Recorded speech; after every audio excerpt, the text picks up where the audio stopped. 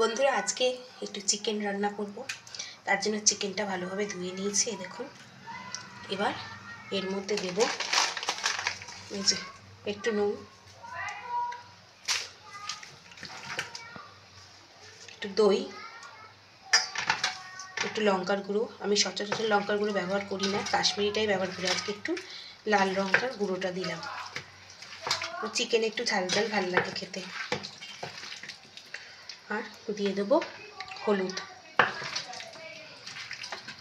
আর সবাই কেমন আছেন আপনারা?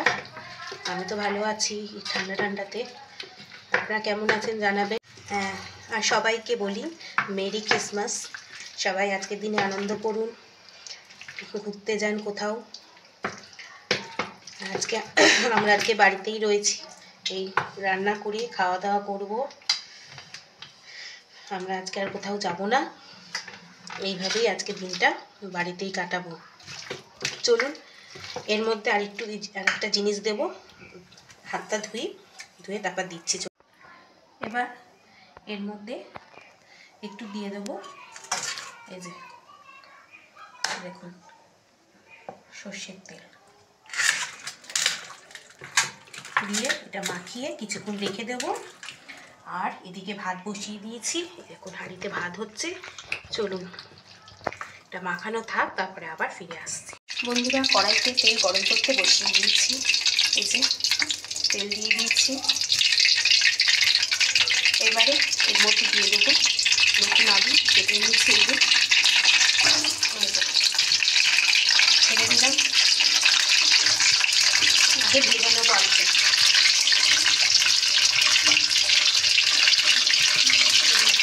হলুদ দিয়ে আর একটু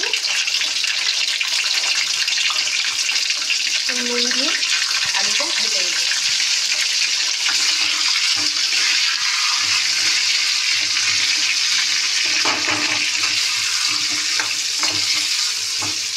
আজকের দিনে কে কোথায় বেড়াতে গেলেন আমাকে কমেন্ট করে জানাবেন। আমার এই ননদের জন্য তো আমার কোথাও এখন যাওয়া হচ্ছে না। আর মন মানসিকতাও তো ভালো নেই না, কতদিন ধরে মানুষটা আইসিইউতে রয়েছে।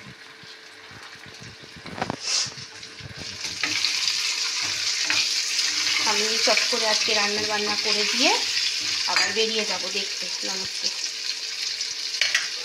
আর সকালের দিকে দেখা 12টা সাড়ে 12টা থেকে।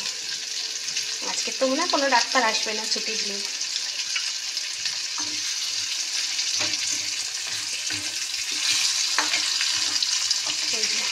আলুটা ভেজে নিই। অনেক বকবক করছে আপনাদের সাথে।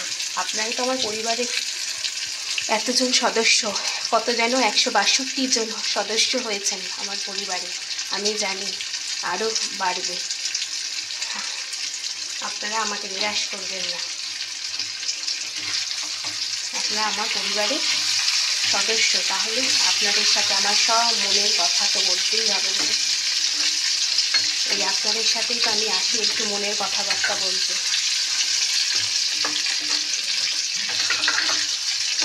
তাহলে চলুন আলুটা ভেজে নিই, তারপর আবার আসছি।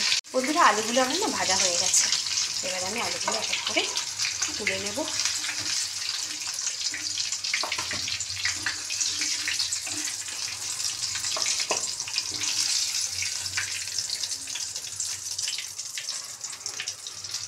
এবার দিয়ে দেবো পেঁয়াজটা।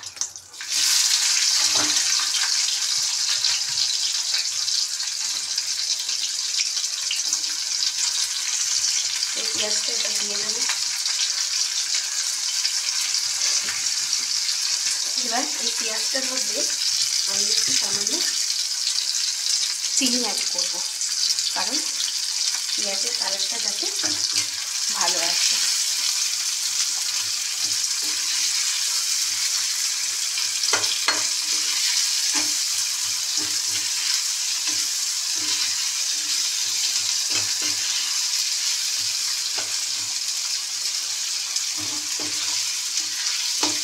চলুন এটা ভাজা ভাজা হয়ে যাক, তারপরে আবার আসবে।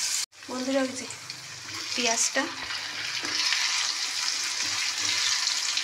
ভাজা ভাজা হয়ে গেছে, বেশ একটু ব্রাউন ভাপ এসেছে। এবার আমি তার মধ্যে দিয়ে দেবো হচ্ছে আপনার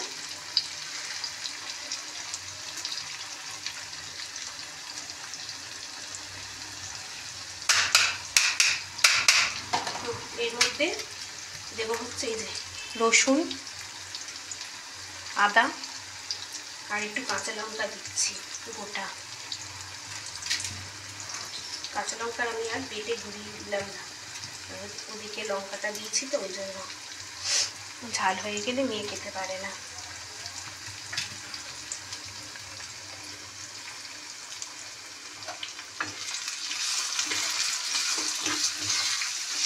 এবার এই মশলাটার মধ্যেই আমি এবার চিকেনটা দিয়ে দেবো। দই দিয়ে, দই, হলুদ, লঙ্কা, গুঁড়ো লঙ্কা, নুন দিয়ে ম্যারিনেট করে দিচ্ছি একটু তেল দিয়ে। এই যে এবার দিয়ে দিলাম। এবার কষানো হোক।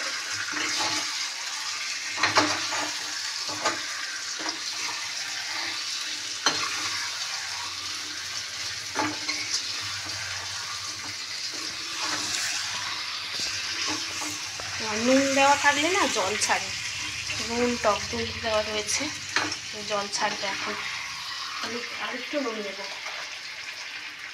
দেখুন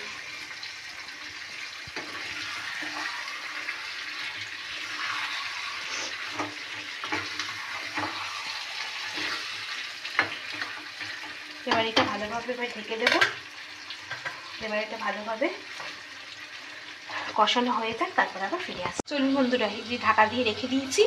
এইবার দেখি, এই দেখুন একদম তেল ছেড়ে দিয়েছে।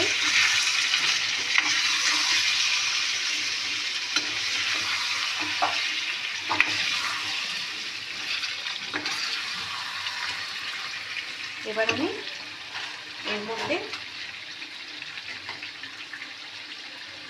আলুটা দেবো।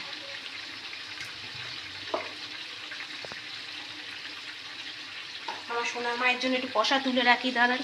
আমার সোনা মা এমনিও ডাক্তারের বারণ, তাও কতদিন বাদে করলাম।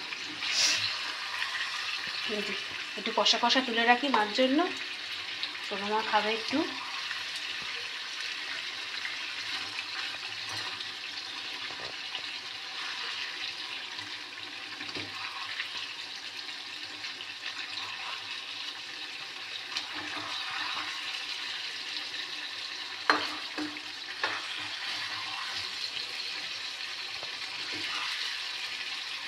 এবার এর মধ্যে আমি আলুটা দিয়ে দেবো।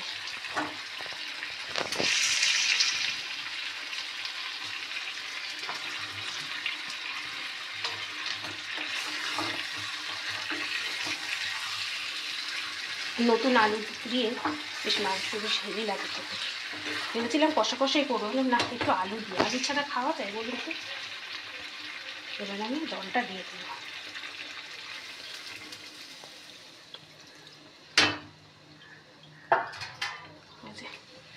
জলটা দিয়ে দিলাম।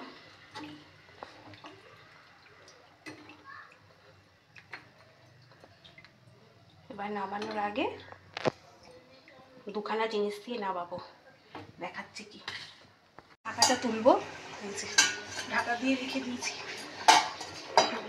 ঢাকাটা।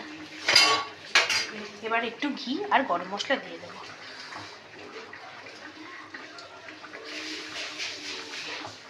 দেখবো এবার আলুগুলো ভালোভাবে সিদ্ধ হয়েছে নাকি।